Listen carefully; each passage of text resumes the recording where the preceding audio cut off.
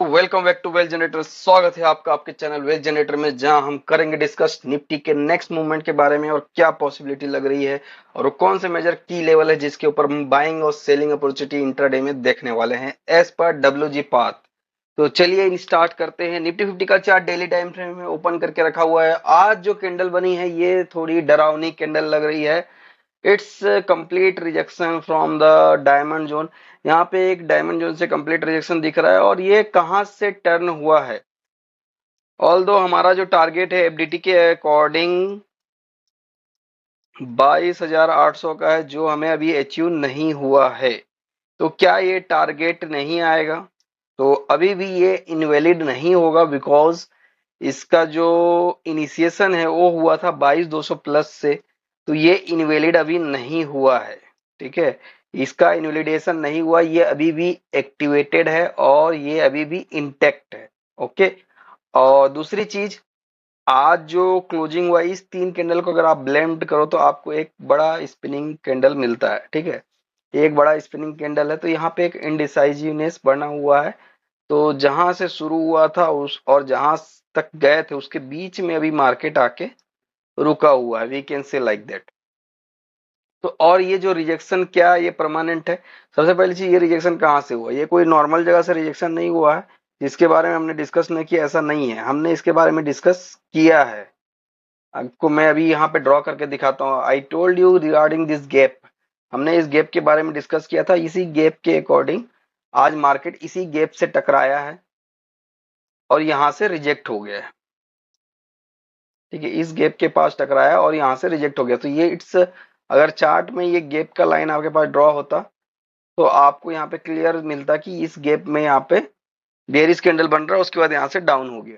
ठीक है, तो कोई ऐसा अनसर्टेन जगह नहीं था कि जहां से ये डाउन नहीं हो सकता, ऐसा कुछ नहीं। कैसे डाउन हो गया ऐसा वाला कोई बात नहीं, नॉर्मल एक इंपॉर्टेंट जगह से ही डाउन हुआ है। तो यहाँ पे बियरिश पे रिजेक्शन आया गैप के पास में, और गैप हमेशा एक रेजिस्टेंस की तरह रिएक्ट करता है, तो अपने रेजिस्टेंस के पास से ये डाउन हुआ है। तो इसमें ऐसा कोई नहीं समझ में आया, ऐसा कोई चीज नहीं है। यहाँ पे दो दो गैप हमने ऑलरेडी लाइन ड्रॉ करके देखी थी ये गैप के बारे में, तो उसी गैप से जोन से ये बाउंस हुआ। और दूसरी चीज, ये जो रिजेक्शन है ये मतलब कि ये रिजेक्शन एज पर डब्ल्यू ये कंफर्म रिजेक्शन नहीं है। मतलब कि ये जो मोमेंटम है इस पाथ का कंफर्म रिजेक्शन ये नहीं है।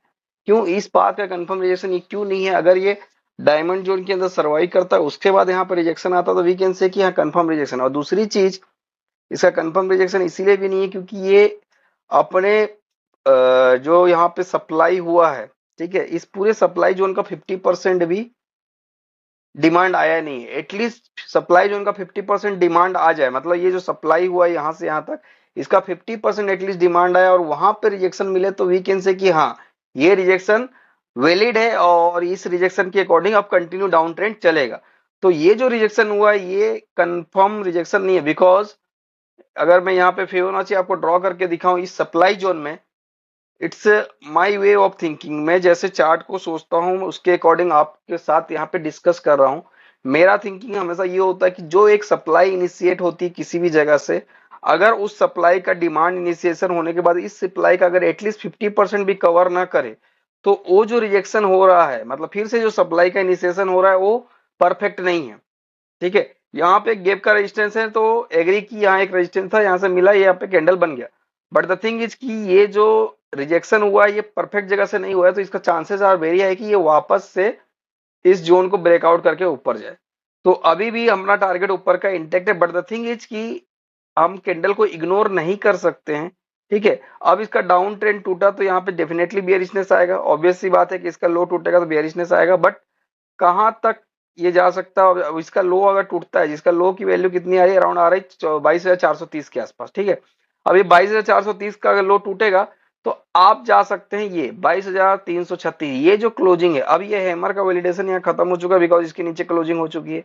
तो अब ये वैलिडेशन है इस कैंडल की क्लोजिंग जो कि है 22,336। इट मींस अगर हम 22,430 का लेवल ब्रेक डाउन करते हैं और 5 मिनट क्लोजिंग होते हैं तो हम चले जाएंगे 22,330 के पास, मतलब 22,340 वीकेंड से।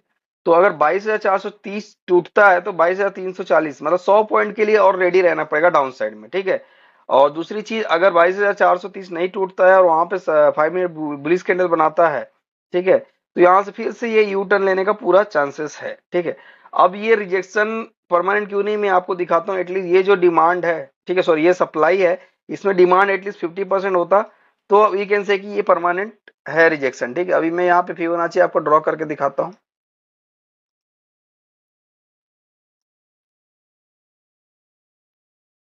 ये जो डिमांड इनिशिएशन हुआ है इसका 50% कहाँ पे आ रहा है, ये आ रहा है 22,890 के अराउंड। इट मीन्स अगर ये 22,890 के पास से अगर रिजेक्शन होता देन वी कैन से कि हाँ ये रिजेक्शन वैलिड है और ये कंटिन्यू नीचे की तरफ चल सकता है। ठीक है, बट ये रिजेक्शन अभी क्या हुआ है, पार्शियल रिजेक्शन हुआ है। ठीक है, तो ये कैंडल डेफिनेटली बियरिश है, but I will not treat it as a permanent rejection कि अब ये पूरा रिजेक्शन यहां तक हो जाएगा। मैं इसको इस तरह का कैंडल नहीं मान सकता, बिकॉज इसने इस सप्लाई का 50% भी डिमांड को रिट्रेस नहीं किया। अगर ये 50% रिट्रेस करने के बाद रिजेक्शन देता तो ये ज्यादा वैलिडेट होता। ठीक है, तो अभी पूरा चांसेस है कि ये यहाँ पे थोड़ा सा नीचे आके यहाँ से यू टर्न ले ले। तो हमको क्या ध्यान रखना है कि अगर 22,430 का लेवल टूटता है तो ये आपको 22,330 की तरफ लेके जाएगा। ठीक है, और कल के लिए जो मेजर लेवल आ रहा है डेली टाइम फ्रेम में वो 22,330 का है। ठीक है, 22,330 का लेवल टूटता है और उसके नीचे 5 मिनट हम सस्टेन करते हैं तो बियरिशनेस कंटिन्यू हो जाएगी, जो आपको 22,200 तक लेके जा सकती है, जो फाइनल डेस्टिनेशन है और जो वी कैन से कि बहुत ही क्रूशियल लेवल होगा, जो डिसाइड करेगा कि ये फॉल अब ब्रेक थ्रू हो जाएगा कि यहाँ से यू टर्न हो जाएगा। बिकॉज 22,200 का ही इंपॉर्टेंट लेवल था जिसके ऊपर हमने एफडीटी का टारगेट डिसाइड किया था 22,800 का। ठीक है, तो आज 22,668 जो यहाँ लेवल था गैप का, उसके पास से यहाँ पे रिजेक्शन लिया और एक शूटिंग स्टार टाइप कैंडल बनाया, बेयरिश कैंडल बनाया है। ठीक है, तो हमको बस ध्यान देना है कि क्या 22,336 का लेवल टूट रहा है। अगर 22,336 का लेवल टूट रहा है तो हमको वहां पे कॉशियस होना पड़ेगा, बिकॉज वहां बेयरिशनेस ट्रेड हो जाएगी जो आपको 22,200 तक इजीली लेके जा सकती है। और 22,200 is the final crucial level जहां से यू टर्न के चांसेस रहेंगे। अगर 22,200 भी टूटता है तो हमको फिर पैनिक होना पड़ेगा, because market continue down trend दिखा सकता है उसके बाद। अदरवाइज 22,336 अगर होल्ड करता तो यहाँ से यू टर्न डेफिनेटली होगा। और ये वैलिडेट क्यों नहीं है उसका रीजन मैंने आपको एक्सप्लेन कर दिया है। तो एज पर डेली टाइम फ्रेम और ग्लोबल मार्केट को अभी देखूं तो अभी के अकॉर्डिंग नेगेटिव चल रहा है, बट आई एम एक्सपेक्टिंग कि ये रिकवर हो जाएगा। ठीक है, और मैं जब तक 22,430 का लेवल इंट्राडे क्लोजिंग हुआ है आपका 22,460 के पास में। ठीक है, तो 22,430 अगर होल्ड करता है तो डेफिनेटली यहाँ से बाउंस बैक है। ठीक है, और 22,430 को ब्रेक डाउन करता था तो वहां से हम फिर से 100 पॉइंट नीचे की तरफ जा सकते हैं। This are the basic clarity from the daily time frame. और ये रिजेक्शन परमानेंट क्यों नहीं है, इसका रीजन ये है कि ये जो सप्लाई हुआ है इसका एटलीस्ट 50% रिट्रेसमेंट होना था, देन ये परमानेंट होता। तो चलिए देखते हैं दूसरी चीज। अब इंट्राडे के बिहाफ से एज पर कैलकुलेशन क्या इंपॉर्टेंट डब्ल्यू लेवल निकल के आए हैं जिसके ऊपर इंट्राडे बाइंग सेलिंग अपॉर्चुनिटी हम कल देखने वाले हैं। तो हम अपना ट्रेड प्लान ओपन कर लेते हैं। यहाँ पे अपना ट्रेड प्लान अपन ओपन करेंगे 11 मार्च के लिए। तो यहाँ 11 मार्च का ट्रेड प्लान हमने ओपन कर लिया है। ठीक है, और डब्ल्यू पाथ ने प्रॉपरली वर्क किया है आज के डेट में भी। आज का जो ट्रेड प्लान था 10 मार्च का, उस पर भी डब्ल्यू पाथ ने प्रॉपरली वर्क किया। अगर मैं 10 मार्च का ट्रेड प्लान निकालू तो यहाँ पे 10 मार्च का ट्रेड प्लान है।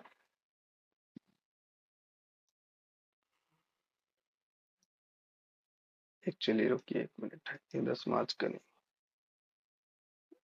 10 मार्च का ट्रेड प्लान आपका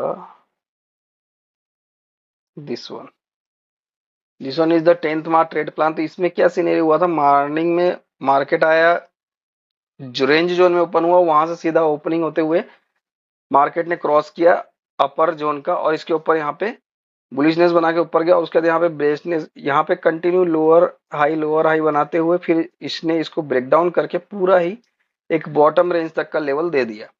ठीक है, यहाँ पे अगर हम हाई जोन से फिबो लगाते रेंज जोन में तो यहाँ फिबो लगाते तो हमको यहाँ से एक स्मॉल बाउंस मिला, बट वो सस्टेनेबल नहीं था। यहाँ पे आपको बाउंस एटलीस्ट 22,670 से, सॉरी 22,570 से बाउंस मिला, जो आपको 22,620 तक ले गया। मतलब 50 पॉइंट का बस यहाँ पे बाउंस एक ठो मिला था फिवो में।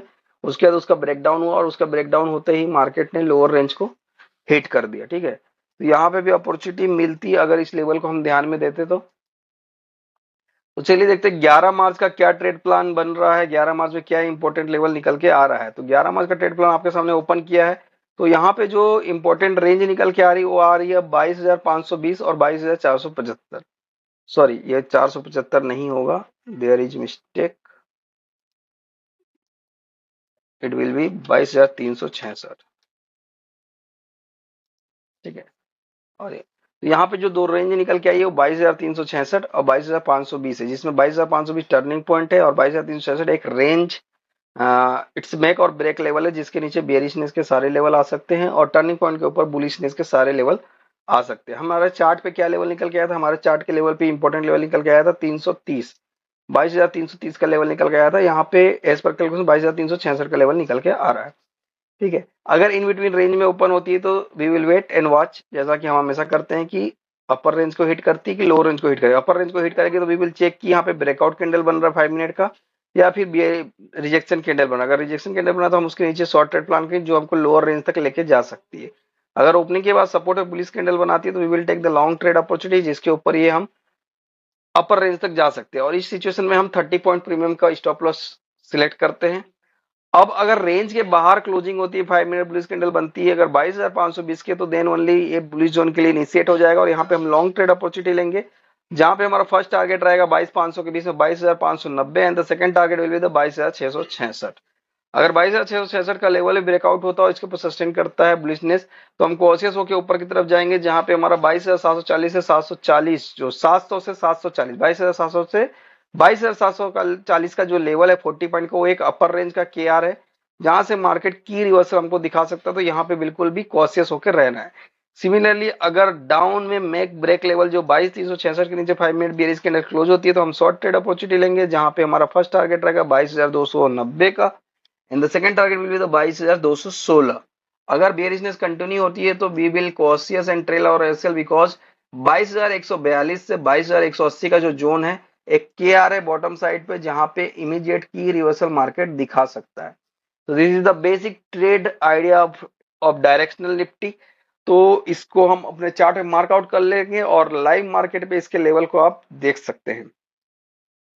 तो सिनेरियो बिल्कुल क्लियर है। आज की क्लोजिंग बेरिश क्लोजिंग दिखा रही है, बट द थिंग इज कि नीचे का इंपॉर्टेंट लेवल है। अगर 22,430 का लेवल टूटता है तो हमको 22,330 के लिए रेडी होना पड़ेगा, जो एक क्रूशियल जोन है 22,330 और यहाँ पे कैलकुलेशन में आया 22,366।